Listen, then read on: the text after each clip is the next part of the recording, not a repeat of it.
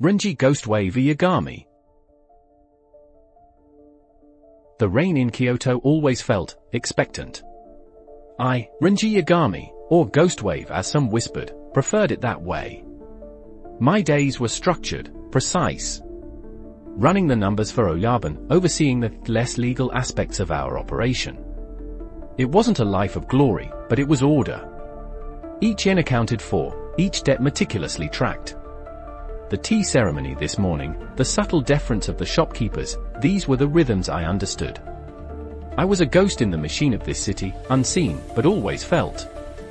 A comfortable anonymity.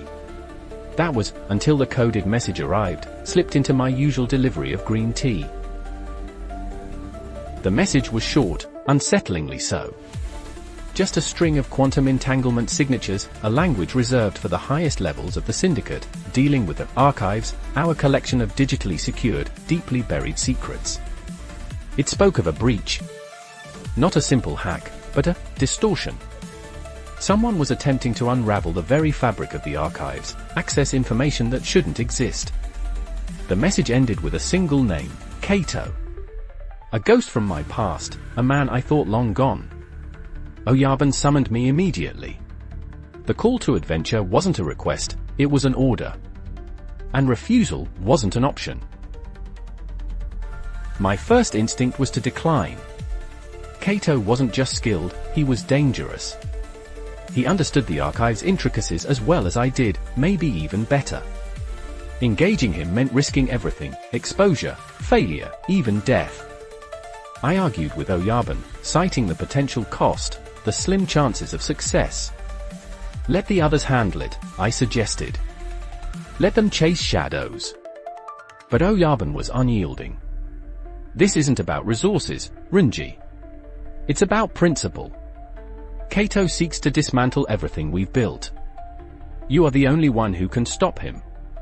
A heavy sigh. Duty, it seemed, always found a way. Old Man Tanaka, a retired codebreaker and former Yakuza elder, was AIart's choice as my guide. He'd been instrumental in building the original security protocols for the archives. His apartment was a chaotic mess of wires, antique radios, and half-finished algorithms. He didn't offer platitudes or encouragement, just cold, hard facts. Kato isn't after the data itself, Renji, he rasped, adjusting his spectacles. He's after the key, the quantum algorithm that protects it. Once he has that, the archives are open to anyone. He spent days drilling me on counter-entanglement protocols, advanced decryption techniques, and the subtle art of digital misdirection. A gruff mentor, but an invaluable one. Leaving Kyoto felt like stepping into another world. I traded my tailored suits for something less conspicuous, and exchanged the quiet streets for the neon-drenched alleys of Osaka. Osaka was Kato's playground, a labyrinth of black markets, hidden data havens, and anonymous connections. It was a world where shadows thrived, and identities were fluid. The moment I entered the city's underbelly, I knew I had crossed a threshold. There was no turning back. The hunt had begun.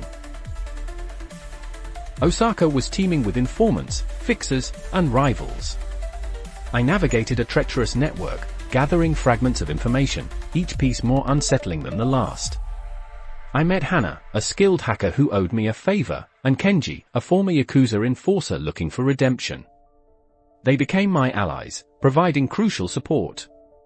But I also attracted unwanted attention from Kato's network of agents and from a ruthless corporate security firm hired to protect their interests. Every step was a risk, every conversation a potential trap. The trail led me to a derelict server farm hidden beneath the city's railway lines, a forgotten relic of a bygone digital age. It was here, Hana discovered, that Kato was attempting to crack the quantum key. The air crackled with energy, the hum of servers a constant drone.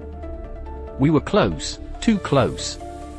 But the facility was heavily guarded, and Kato anticipated our arrival. He had set a trap, a digital maze designed to disorient and delay us. The final confrontation took place within the heart of the server farm, a virtual battlefield constructed from code and quantum entanglement. Kato appeared on the screens, a distorted image mocking my efforts. He was a master of deception, shifting and changing his tactics with unnerving speed.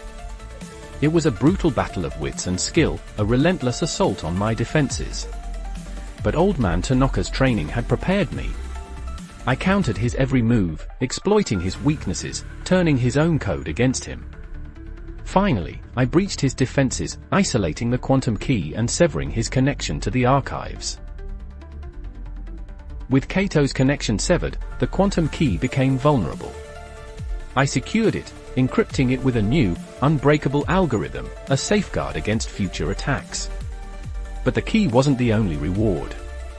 I also uncovered Kato's true motive. He wasn't seeking to destroy the archives, but to expose a hidden truth, a conspiracy within the syndicate that reached the highest levels of power. He believed the truth would liberate the organization, but Oyabun saw it as a threat. Returning to Kyoto wasn't a triumphant homecoming. Oyabun praised my success in securing the archives, but dismissed Kato's revelations as the ramblings of a disillusioned traitor. He ordered me to silence Kato's remaining allies and erase all traces of his investigation. But I couldn't bring myself to do it. The truth, however dangerous, deserved to be known. My loyalty to Oyabun was tested, and I found myself walking a dangerous line. Oyabun, sensing my hesitation, confronted me directly. He offered me a choice: absolute loyalty, or exile. I refused to compromise my principles, and a final confrontation became inevitable. It wasn't a battle of brute force, but of wills, of ideology. I presented the evidence I had gathered, exposing the conspiracy within the syndicate.